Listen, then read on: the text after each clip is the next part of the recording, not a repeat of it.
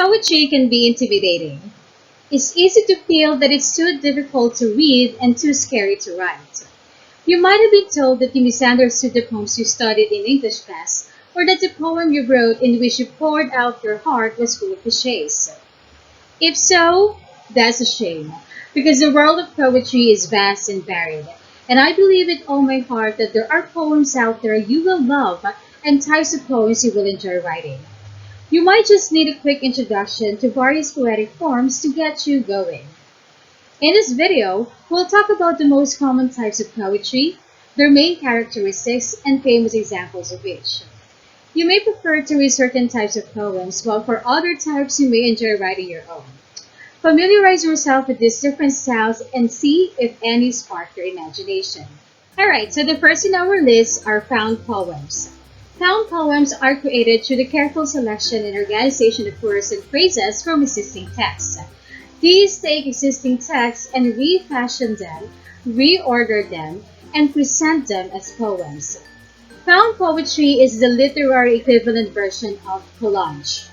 Much like the visual artist who combines multiple media like newspaper, letters, coins, sheet music into a collage art, you can do the same with words, pulling concepts and phrasings from various sources to create found poems. These are usually made from newspaper articles, street signs, graffiti, speeches, letters, or even other poems. Penega is a type of Filipino poem which consists of 4 lines with 7 syllables each with the same rhyme at the end of each line. It has 7-7-7-7 syllabic verse with commonly an AABB rhyme scheme. So again, it's a poem which is composed of 4 lines and each line has 7 syllables. Let's take a look at this example. Oh, be resilient, you state, should the waters be coming. I shall cower as the moss, to you I shall be clinging. So if you're going to count the syllables per line, you will have 7. For example, oh, be resilient, you state. Okay, so each line should have 7 syllables. It's the same with the second example in Filipino. Inumit na salapi, walang makapagsabi, kahit napiping saksi, na itago na kasi. Like the Japanese haiku, Penegas traditionally do not have any titles. They are poetic forms that should speak for themselves. Most are handed down by oral history and contain proverbial forms, moral lessons, and snippets of a code of ethics. A poetic form similar to the ambahan is the Penega. Unlike the ambahan, whose length is indefinite, the Penega is a compact 7-syllable quatrain. Poets test their skills at rhyme, meter, and metaphor through the Penega because not only is it rhymed and measured, but also exact skillful use of words to create a puzzle that demands some kind of an answer. Next, we have the Yona. The Yona is an ancient form of poetry that is composed of 7 syllables for every verse line, 3 verses or lines for every stanza, and has a single rhyme scheme. Sa kasalukuyan, tinatanggap ang Yona bilang isang tulang may 7 pantig at 3 taludtod. Iisa ang tugmaan nito pero may mga makabagong Yona na hindi na rin ito sinusunod. At sari-sari na ang tema. Halimbawa, kung ang aso hinahanap or lolo, huwag malulungkot, ngayong uugod-ugod, ako po'y inyong tungkod. So again, every stanza should have 3 lines and every line should have 7 syllables. That's the Yona. Haiku! You might remember writing a few of these back in grade school because not only are these poems short, but they can be very fun to write. Haiku is a Japanese poem written in 3 lines following the 5-7-5 syllables.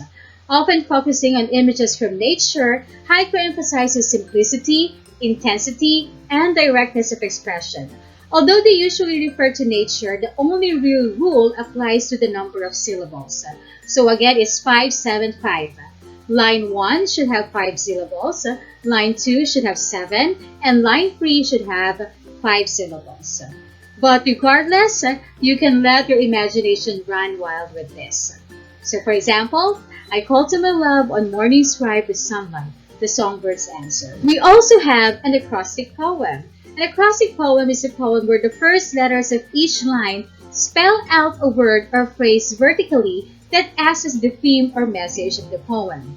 Sometimes a word or phrase can also be found down the middle or end of the poem, but the most common is at the beginning. A lot of people use these poems to describe people or holidays, and lines can be made up of single words or phrases. Acrostic poems do not follow a specific rhyme scheme, so they are easier to write.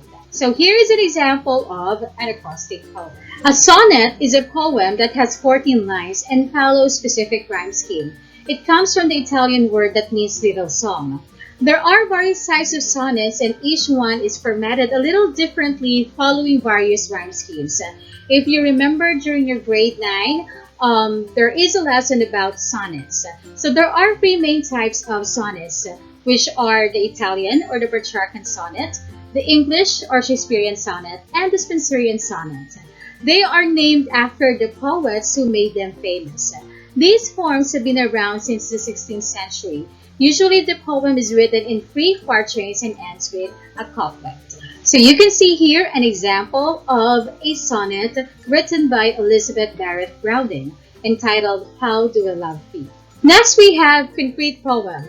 Concrete poem is a poem that uses words to form the shape of the subject of the poem. That is why we also call it shape poem. Concrete poetry is designed to take a particular shape or form on the page.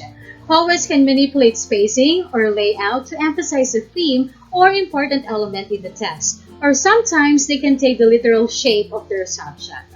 Lyric poem is a short poem that is usually written in the first-person point of view and expresses an emotion or an idea, or describes a scene. It does not tell a story and are often musical. Most poems, especially modern ones, are lyric poems. Here are some types of lyric poetry.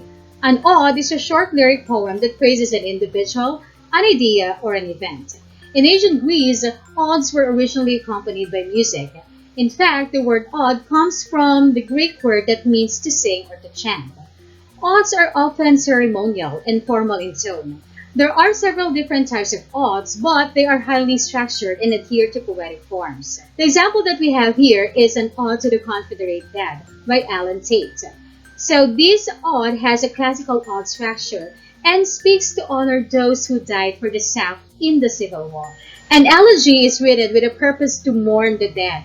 It usually begins by reminiscing about the dead person, then weeps for the reason of death, and then resolves the grief by concluding that death leads to immortality. It has no stanza or metrical pattern.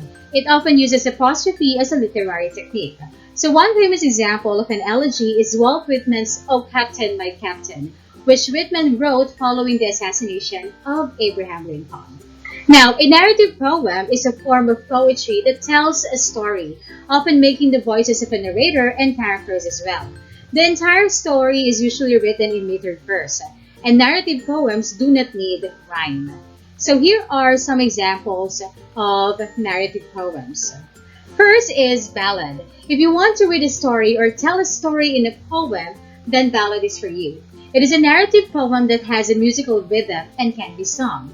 It's an old traditional form that used to be passed down orally from one generation to the next.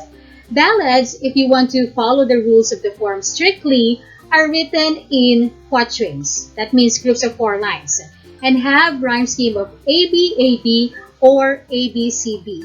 The lines alternate between having 8 syllables and 6 syllables, but the ballad is a loose enough form that you can make of it whatever you want. So the example that we have here is a ballad from Edgar Allan Poe entitled Annabel Lee. Another type of a narrative poem is epic. Epic is a long narrative poem in elevated style recounting the deeds of a legendary or historical hero. Examples of epic include Iliad by Homer, Beowulf, The Divine Comedy by Dante Alighieri, Metamorphoses by Ovid, and many more. And the last one is a limerick. You're probably familiar with the limerick form, even if you don't get the details of it, because it sounds so distinctive. 2 longer lines, 2 shorter lines, and a closing longer line that makes a joke, often a ribald one. If you want the technical details, then here you go. A limerick is a very structured poem, so it's usually humorous and composed of 5 lines, a synchrone, in an AABBA rhyming pattern. The beat must be anapestic, meaning it's weak, strong, ba ba ba, with 3 feet in lines 1, 2, and 5, and 2 feet in lines 3 and 4. It is usually a narrative poem based upon a short and often ribald anecdote. Question: which of the following poetic forms do you usually encounter? How do you appreciate these forms? This is a fairly lengthy list, but it's only just the beginning when it comes to understanding and appreciating different types of poems. There are other types of poetry which were not discussed in this video, so if you happen to know other forms of poetry, feel free to share it with us. Thank you so much for watching.